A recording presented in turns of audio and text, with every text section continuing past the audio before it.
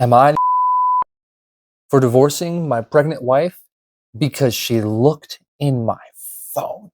My wife started jokingly making snide comments that I was having an affair. I thought she was teasing me. So I mostly ignored her or laughed with her. I didn't know she was actually serious. Then she was getting more irritated and arguments increased. In one argument, I asked her what her problem was. She told me that I am cheating. She started telling me all the time I was late from work or how was staring at a woman in the park, etc.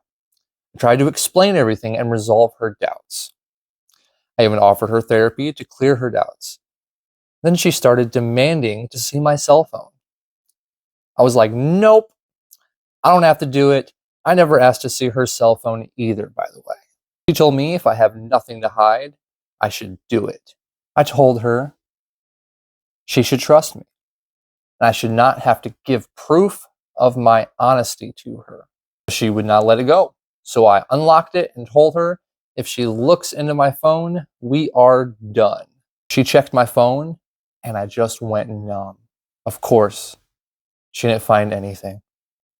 I never cheated, and I don't plan to ever cheat. I told her I will move out and we can figure out the rest.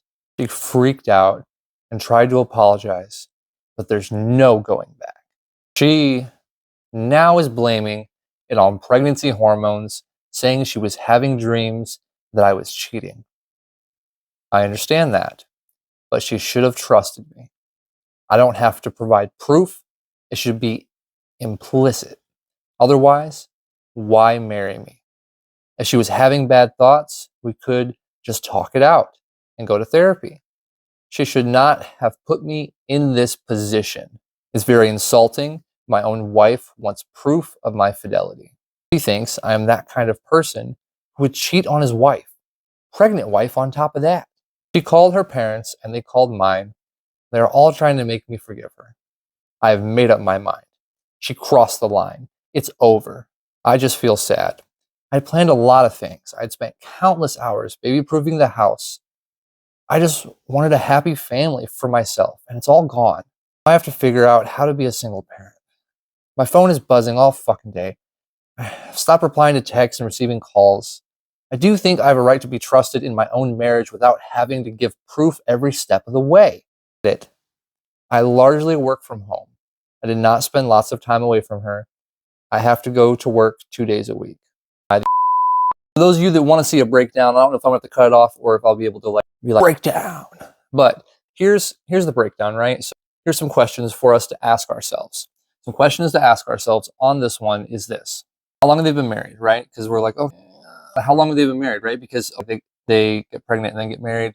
Is something that they've been together for a while? Because I feel like how he's reacting, he's acting like they've been together for a long time. If they've been together a long time, he's like, well, why?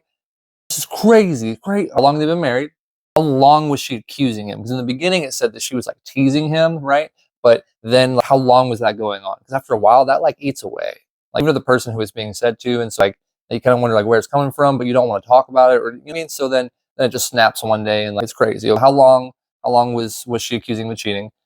Was this the first time that she ever asked to see his phone?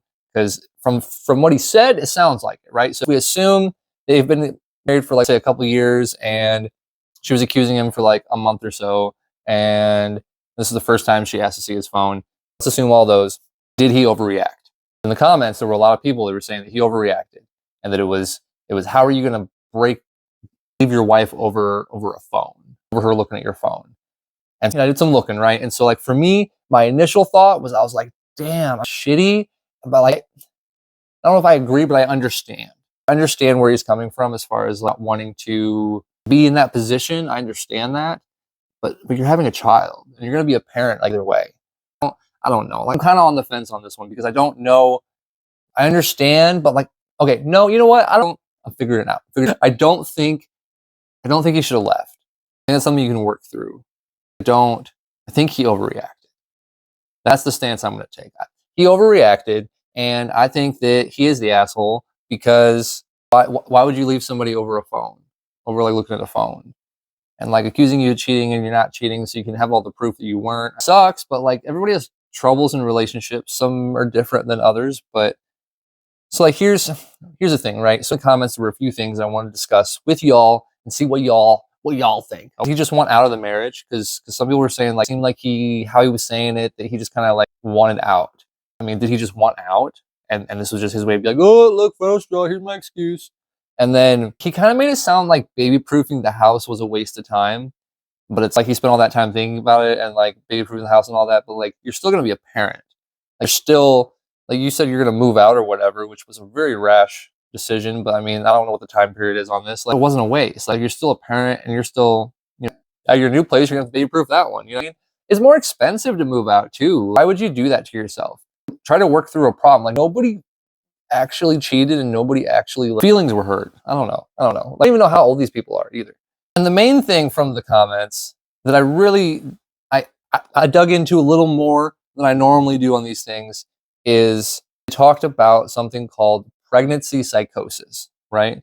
So if you don't know about it, I kind of broke some stuff down here to kind of explain what it is. I would love to know comments, you know, like if anyone has experienced this, if this is normal, you know, like that kind of thing. So just let me know. So pregnancy psychosis, I looked it up. Here's some information about it. Let me know what you think. If maybe it could be causing some of the stuff on the wife's part, because that's kind of what the comments were saying. So it affects anyone who has given birth recently. It can start anywhere from a few days to a max like 6 weeks post-birth, right? So like after you had given birth. And so, you know, that's definitely a long period of time. How common is postpartum psychosis, or they call it PPP? Postpartum psychosis is a rare condition from the website that I was looking at. It says experts estimate that it affects between 0.089 and 2.6 out of every 1,000 births. So in the United States, that means it happens between 320 and 9,400 births each year. So it is rare, but it does happen. So some of the symptoms of postpartum psychosis is hallucinations, delusions, mood changes, depersonalization, disorganized thinking, insomnia, irritability, agitation, and in some cases, even self-harm. So it is a very serious thing that does happen to women who've given birth, you know, and from the sound of it, it happens post-birth. I don't know if it happens during pregnancy though. That was one thing that I didn't have a lot of time to like super dive into it, but there are 3 types of PPP. So there's 3 types of postpartum psychosis. So like you hear about like the depressive one a lot, right? Like postpartum depression. Like I knew about that one before, but I didn't know about some of this other stuff, right? So like the most common type of this one is the depressive type, right? That's what we're used to. That's 41% of people that have this. It's the depressive type. For manic, that's the other type. That's type 2. That's 34%. So 34% of these would have, you know, be labeled as like the manic type. The third type is atypical or mixed. So I feel like it's kind of like a grab bag. Like I feel like it's kind of like what you put stuff into that you're not quite sure where it would fit. That's 25%. So, you know, that's kind of the 3 types that they listed out. I got all of my information from my.clevelandclinic.org. So technically it's my.clevelandclinic.org/health/diseases/2415-postpartum-psychosis. So just so that I cite it. But like I said before, I knew about postpartum depression, but I didn't realize there was like a subcategory of postpartum psychosis. So like postpartum psychosis is here and there's the 3 types. And so I didn't realize that I only knew about like one of the 3 types. I was like, oh, interesting. But so I guess really like if you enjoyed this kind of thing, it's the first time I've kind of like dived into something like this, but part of my channel is to like we go over like content, we do reactions, we do like relationship dating advice, we do, you know, I have like episodes I'm developing for like the podcast stuff, you know, so all sorts of stuff that we're doing. We're growing really fast, so I'm really super excited to see where everything goes. If you want to know more or have questions about this topic, drop them in the comments down below and we can discuss it more there because I think I'm running out of time here. But don't forget to hit that follow button for more content like this, and I will see you all next time. Bye.